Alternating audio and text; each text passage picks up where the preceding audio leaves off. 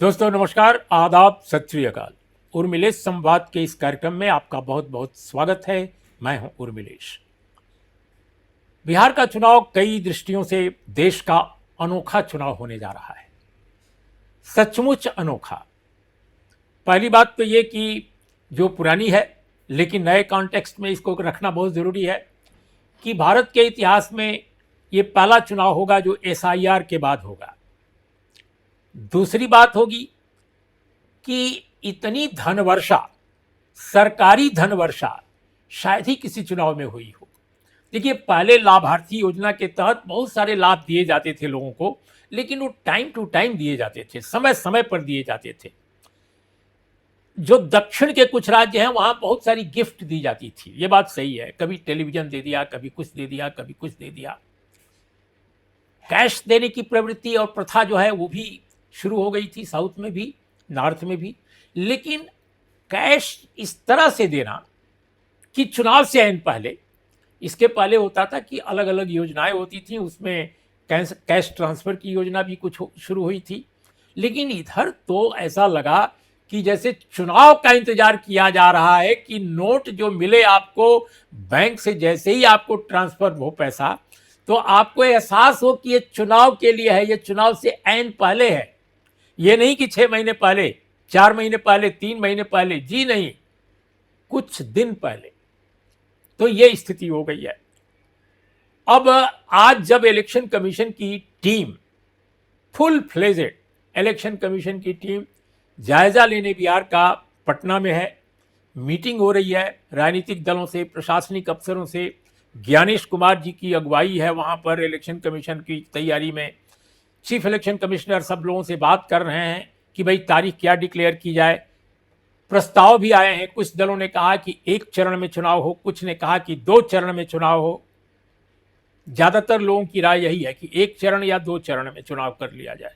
अब पता नहीं ज्ञानेश कुमार क्या करेंगे, लेकिन जिस वक्त ज्ञानेश कुमार जी की अगुवाई में इलेक्शन कमीशन की टीम वही है, उस वक्त की घोषणाएं हो रही हैं। क्या, किस बात की? पैसा, यानी सरकारी धन देने की और योजना के नाम पर देने की। सवाल यह है कि ये योजना अगर थी तो इसको पहले क्यों नहीं लागू किया गया? ये 4 साढ़े 4 साल, पौने 5 साल तक इंतजार क्यों किया गया? सोचने की बात है। अब जैसे उदाहरण के तौर पे महिलाओं के लिए योजना है, क्या भाई? तो महिलाओं में जो रोजगार शुरू करेंगी उन महिलाओं के लिए हम 10,000 रुपए देंगे और बाद में भी देंगे। ये भी कह रहे हैं नीतीश कुमार जी, हम बाद में भी देंगे। लेकिन 75, अब सोचिए कि 1 करोड़ महिलाओं को अब तक मिल गया है। 1 करोड़ महिलाओं को 75 लाख और फिर 25 लाख, 2 चरणों में। अब ये जो पैसा पहली बार मिला था वो 26 सितंबर को प्रधानमंत्री जी और नीतीश कुमार जी दोनों उस कार्यक्रम में सहभागी थे। आज जो है, अरे कल जो है, 25 लाख महिलाओं को ट्रांसफर किया गया है। माननीय नीतीश कुमार जी ने इसको किया, अंजाम दिया। तो 26 सितंबर और 3 अक्टूबर, इन दोनों को अगर मिला दिया जाए तो 1 करोड़ महिलाओं को दिया जा चुका है 10,000 रुपए कैश, और ये बैंक में ट्रांसफर हो गया। सवाल इस बात का है कि ऐसी धनवर्षा आंध्र प्रदेश से लेकर के और कश्मीर तक, केरल से लेकर के और पंजाब तक, क्या कभी भी किसी चुनाव में किसी भी सरकार ने की थी? पार्टियां छुप करके, लुका छिपी करके पैसे दिया करती थीं, ये बात सही है। कई जगह पकड़ा जाता था, कई जगह गाड़ियां पकड़ी जाती थीं जहां ऑब्जर्वर बड़े कठोर होते थे और नियम कानून वाले होते थे, झुकते नहीं थे।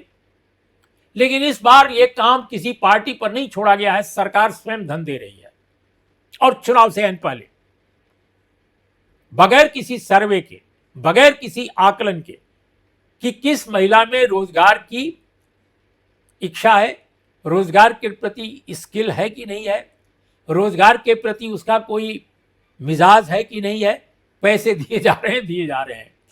तो 1 करोड़ महिलाओं तक अगर ये पहुंचता है तो जाहिर है जो जिन महिलाओं को मिला है वहां भी पहुंचने की संभावना बनी रहेगी। अभी तो 2-4 दिन बाकी है, पता नहीं और क्या होगा, कोई नहीं जानता। और आज प्रधानमंत्री जी ने जो घोषणाएं की हैं, आज जब मैं आपके सामने बात कर रहा हूं, तो 62,000 करोड़ की योजनाओं की सौगात उन्होंने दी है। अब कहने के लिए ये पूरे देश के लिए है, लेकिन प्राइमरली बिहार के लिए माना जाएगा। और उन्होंने कहा भी भाषण में कि बिहार पर काफ़ी उनका फोकस था कि ये 18 से 45 वर्ष के लोगों के लाभ की योजना है। कर्पूरी ठाकुर जी के नाम पर एक स्किल यूनिवर्सिटी का ऐलान किया उन्होंने। फिर इसके बाद बिहार सरकार ने जो एक डीए जो है कर्मचारियों का, उसको 55% से 58% किया है। इस पर भी 917 करोड़ 18 लाख रुपए का बोझ आएगा। इस बीच में भागलपुर एयरपोर्ट के लिए 472 करोड़ से ज़्यादा रुपए का सैंक्शन हुआ है। और यहीं पर आपको बता दें कि अडानी साहब का यहीं पर थर्मल पावर स्टेशन बन रहा है और उसके लिए भी ज़मीन काफ़ी बड़े पैमाने पर दी गई है। और दोस्तों, ये जो 10,000 रुपये का ट्रांसफ़र करने वाली योजना है, इस योजना को का दूसरा जो चरण है उसको अनाउंस करते हुए या पैसे को ट्रांसफ़र करते हुए नीतीश कुमार जी जब संबोधित करने लगे महिलाओं को या पूरे प्रदेश को, तो उनके मुंह से निकल गया कि आप लोगों के लिए हमने ये सब किया है, तो आप लोग हमारा चुनाव में भी ध्यान रखिएगा। कुछ इस तरह की बात उन्होंने कही। और मज़े की बात है कि चूंकि वो सब लाइव जा रहा था तो वो रिकॉर्ड भी हो गया, सब कुछ रिकॉर्ड है। और वो टेलीविज़न चैनल, यहाँ तक कि सरकार के समर्थक, अंधाधुंध जो समर्थक जिनको अपने मित्र रवीश कुमार जी गोदी मीडिया कहते हैं, तो और पूरा देश में बड़े पैमाने पर लोग गोदी मीडिया कहते हैं, तो गोदी मीडिया के जो चैनल हैं उन सभी चैनलों पर भी वो चल गया कि नीतीश कुमार जी जो कह रहे हैं कि हमारा ख्याल रखिएगा चुनाव आ रहा है, तो वो चल गया साहब। इसका मतलब कि खुलेआम ये कहा जा रहा है कि ये जो दिया जा रहा है वह चुनाव के मद्देनजर है, चुनाव को नज़र में रख कर के ये सब दिया जा रहा है, हमारा जरूर ख्याल रखिएगा, यानी सत्ताधारी दल का ध्यान रखिएगा, सत्ताधारी गठबंधन का ध्यान रखिएगा। अब इससे ज़्यादा खुल्लम खुल्ला क्या हो सकता है, खुला खेल फर्रुखाबादी, तो बिल्कुल साफ। लेकिन इलेक्शन कमीशन जो बिहार में ही है आज, वो चुप है, बिल्कुल खामोश है, और सब काम कर रहा है लेकिन इस पर कोई काम नहीं कर रहा है, कोई बात ही नहीं कर रहा है। मजे की बात यह है कि जो राजनीतिक रूप से जो विपक्षी कहलाते हैं वहाँ भी कोई ज़्यादा हरकत इस पर नहीं है। हंसी मजाक हो रहा है कि अरे देखिए ना, ये निकल गया उनके मुंह से, ये बात कह दिया खुलेआम, लेकिन नोबडी इज टेकिंग सीरियसली कि आखिर इस डेमोक्रेसी का क्या हो रहा है। ये सही है कि जो कोड ऑफ कंडक्ट है उसमें चुनाव की घोषणा के बाद ये अनाउंसमेंट सरकार के स्तर पर या राजनीतिक दलों के स्तर पर किसी को लाभ देने का बैंड है, वो प्रतिबंधित है। लेकिन इलेक्शन कमीशन की जिम्मेदारी ये भी है कि चुनाव से पहले वहां पर एक लेवल प्लेइंग फील्ड हो। लेवल प्लेइंग फील्ड का मतलब क्या होता है, यानी जो राजनीतिक दल चुनाव लड़ने जा रहे हैं, जो उम्मीदवार मैदान में उतर रहे हैं, उनके बीच एक बराबरी का माहौल हो। चुनाव बराबरी के एटमॉस्फेयर में लड़ा जाना चाहिए। आप सरकार में हैं, इसका मतलब ये नहीं है कि आप पूरे चुनाव में जीतने के लिए सारी शासकीय मशीनरी को कैप्चर कर लें, सरकारी धन की वर्षा करने लगे।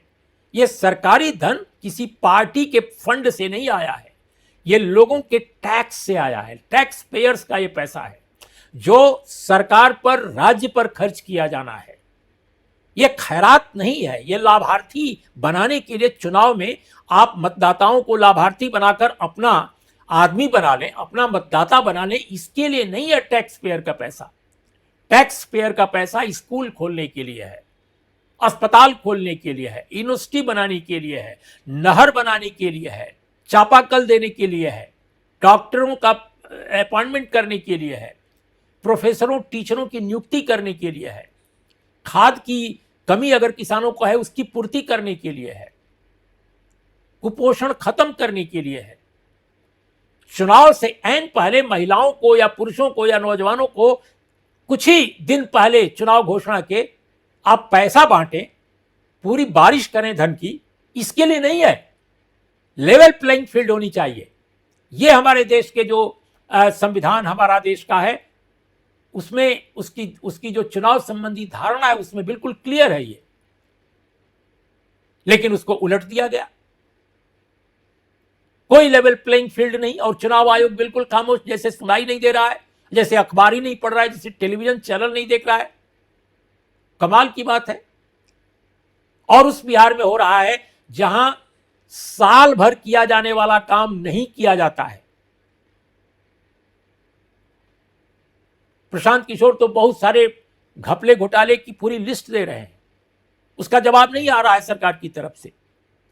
मेरा यह कहना है कि जो सरकार को साल भर काम करना चाहिए, वो सरकार क्यों 5 दिन करना चाहती है, 5 दिन में ही, चुनाव से घोषणा से पहले। अब आप देखिए बिहार की स्थिति क्या है।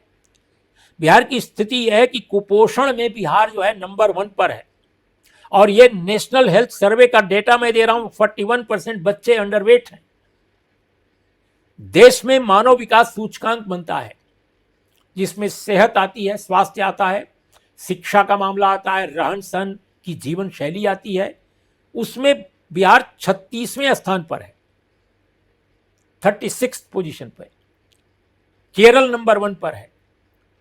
प्रति व्यक्ति आय के मामले में बिहार पहले 32,000 था, अभी 36,333 है, लोवेस्ट। कल्पना कर सकते हैं आप, झारखंड से भी नीचे है, अगल बगल के जितने प्रदेश हैं सबसे नीचे है प्रति व्यक्ति आय में। बिहार में 100 में 7 लोग पलायन करते हैं रोजगार के लिए, अपनी जीवन को चलाने के लिए, कोई न कोई नौकरी पाने के लिए, कोई न कोई काम पाने के लिए, चाहे वो काम कॉन्ट्रेक्चुअल हो या कुछ दिन के लिए हो। तो 7% लोग पलायन कर जाते हैं।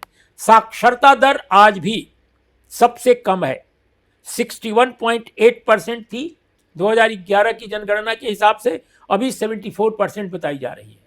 यह देश में सबसे कम साक्षरता जहां है, उन प्रदेशों में बिहार एक है। तो सवाल इस बात का है कि इन चीजों पर जो समाज को बेहतर बनाने के लिए, समाज को विकसित बनाने के लिए जो काम किया जाना चाहिए, वो आप कर नहीं रहे हैं। चुनाव से पहले आप धन वर्षा कर रहे हैं। ये धन कहां से आएगा बिहार के पास? आप किसका पैसा खर्च कर रहे हैं? इसके लिए संसाधन जो जुटाया जाना चाहिए, उसका क्या कोई आपके पास ब्लूप्रिंट है? बजट के किस सेगमेंट से ये आया है? जो बजट बिहार का है, जिसको असेंबली पास करती है, उसमें कहां से पैसा निकाला गया है? और वो भी चुनाव से कुछ दिन पहले, घोषणा के कुछ ही दिन पहले, 4-5 दिन पहले आप इसका ऐलान किए जा रहे हैं।